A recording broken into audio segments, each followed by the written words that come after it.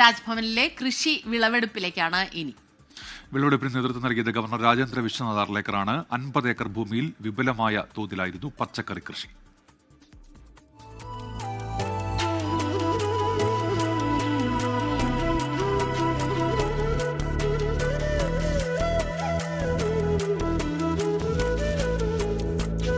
പടവലം, ചീര, മുരിങ്ങ, നെയ്ക്കുമ്പളം, മത്തൻ, വെള്ളരി, നിത്യവഴുതന, കാബേജ്, വഴുതിന അങ്ങനെ നിരവധി പച്ചക്കറികൾ എല്ലാം വിളവെടുപ്പിന് പാകമായി നിൽക്കുന്നു. ഏറ്റവും കൂടുതൽ പയറാണ്. ചീര പിഴുതെടുത്ത ഗവർണർ ഇനം ഏതാണെന്ന് ചോദിച്ചു. ചുവന്ന ചീരയും പച്ചച്ചീരയും തമ്മിലുള്ള ഗുണവ്യത്യാസവും ആരാഞ്ഞു. ഓണത്തിന് മുൻപ് വിളവെടുത്ത് രാജ്ഭവനിലെ മുഴുവൻ ജീവനക്കാർക്കും പച്ചക്കറി കിറ്റ് നൽകണമെന്നായിരുന്നു ഗവർണറുടെ ആഗ്രഹം. മഴ ചതിച്ചതിനാൽ പൂർണ്ണമായി സാധ്യമായില്ല. ചീര, പയർ, വെണ്ട തുടങ്ങിയ ഇനങ്ങൾ മാത്രമേ ഓണക്കിറ്റിൽ നൽകാനായുള്ളൂ.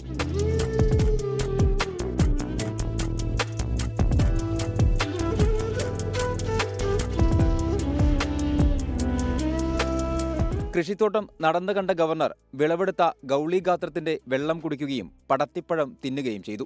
രാജ്ഭവനെ കാർഷികോദ്യാനമാക്കാനുള്ള തന്റെ തീരുമാനം യാഥാർത്ഥ്യമായതിന്റെ അഭിമാനത്തിലാണ് governor Rajendra Vishwanath Arlekar. News desk 24.